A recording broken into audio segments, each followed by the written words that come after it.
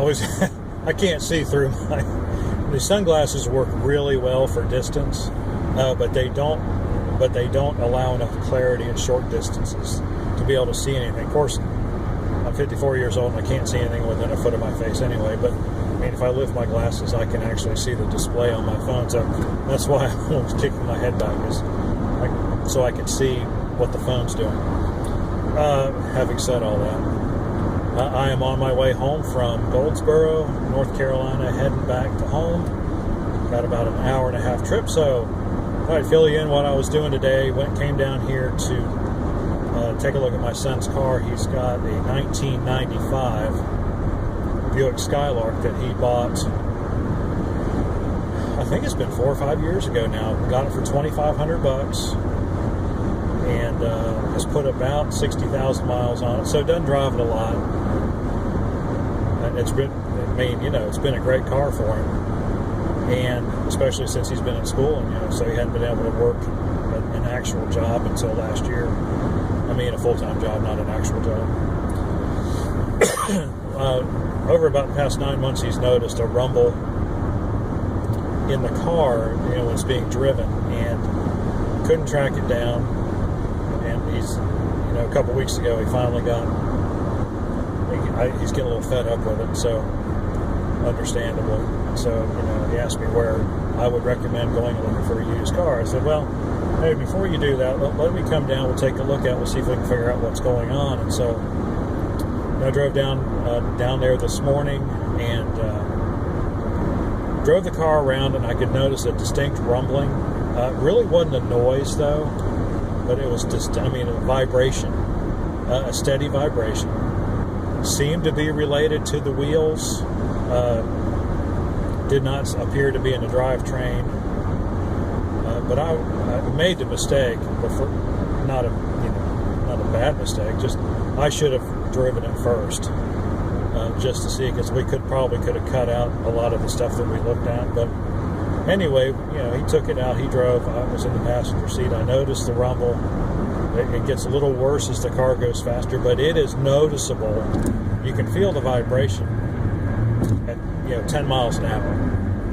It's not like it's shaking the car to death, but it's definitely something you can feel. And it seemed to be definitely related to the tires. Got out on the interstate, not the interstate, but the 70 bypass where you go 60. And got up to that speed, and the rumble seemed to get a little bit worse. And so I had him put it into neutral, and there was no change in the feel of the car. The rumble was still there, so felt pretty good at that point of ruling out anything in the drivetrain, because if it was something in the engine or something in the transmission, if you put it in neutral, you would notice a difference. Now, if it was in the CV joints, probably wouldn't notice much of a change. But so I think that test kind of rules out the transmission and the engine. So we brought it back to the parking lot of the place where he works. We really can't take it to his apartment because it's one of those apartment complexes where everybody's got, it's not an assigned space, but they kind of frown upon people putting their cars up on jacks out there in the parking lot. So we went back to where he works and jacked up one corner of the car at a time, and I rotated the tires, and I did not, I was kind of, my first thought was that it was probably a wheel bearing, because he said, he's got 4 almost brand new looking tires on there, and he hadn't bought them that long ago, and like within 6 months ago. I think 2 of them were 6 months ago, and 2 of them were about a year ago. So we did that. We did the rear first because I was just sure I would feel something, but we jacked up the right rear, spun the tire. Aside from the drum brake pad ever so slightly hitting the inside of the rotor once every time the wheel went around, didn't feel anything. Same thing on the other side. The wheel rotated freely, didn't, kept my hand on the tires, I rotated around. I'm doing this while I'm, yeah. And, didn't feel anything that felt like a bad bearing. I mean, it felt smooth. It felt like, a tire. Took the tire in both hands. We tried to shake it back and forth, feeling even for just the slightest hint of some kind of give. You would expect a bad bearing possibly to, give just a hair. Not a lot, but just a hair, just a little bit, just to feel that little mechanical give, just any kind of space. Didn't feel anything. Everything seemed solid. So we did the front. Now the front tires would not turn as freely as the rear tires, even with the transmission in neutral, just because the hook to the CV joints, and it's still going into the transmission. So, but I could turn them, and I didn't feel any untoward drag, and so got the car back down off the jack, and I said, well, let me drive it. And as I was driving it, I noticed that I could not feel any of the vibration. Somebody's burning. In this area, I smelled that this morning. Somebody's burning wire. Or somebody's had a fire in their house, one or the other. Anyway, yeah, because I was getting paranoid. I thought it was my car catching on fire this morning. But I just smelled that, that electrical smell. Anyway, I got in the car, got behind the wheel, started up. We went down the highway. Did not feel any vibration in the steering wheel. And of course, the old saying is, if you can feel it in your hands, in other words, your hands on the steering wheel, then it's something in the front end. If you feel it in your butt, that is, then it's in the rear end. And so it's just like right now, my car's got a little bit of a vibration. It's not bad at all, but it's all in my seat. So I know it's one of the rear tires has probably come out of balance just slightly. So, but his was, and it's amazing how much more distinct it was in the driver's seat that I could feel that. So we've got some kind of things are not lining up. I mean, he's got some kind of vibration in the car, but it doesn't appear to be coming from the wheels. But it has to be coming from the wheels because there's nothing else back there that could vibrate like that. And so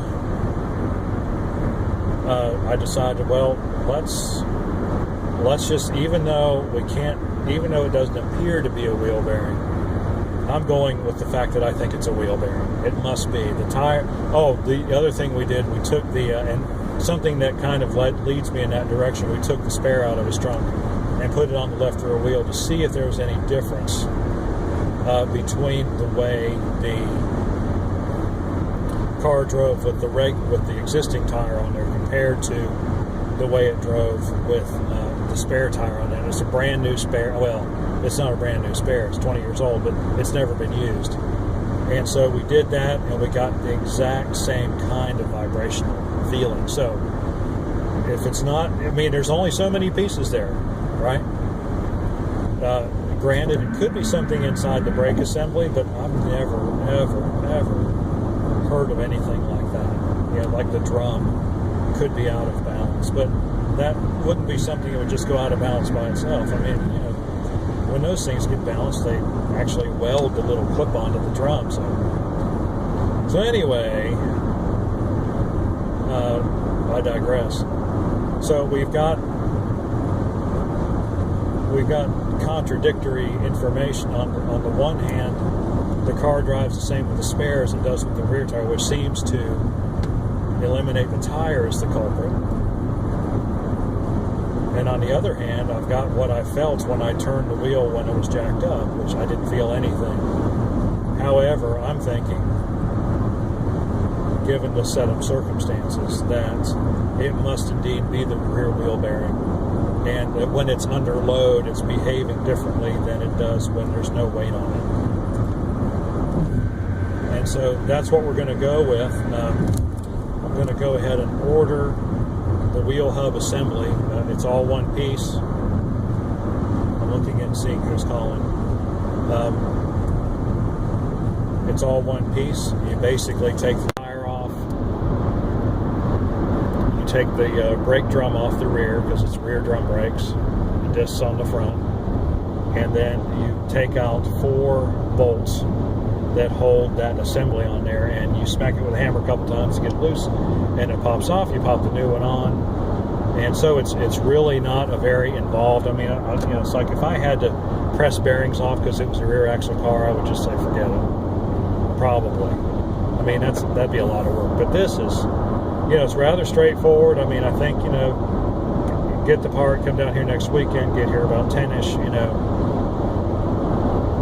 shouldn't take, I'm thinking 3 hours is plenty of time, and then, test drive before I leave. And and if it works, great.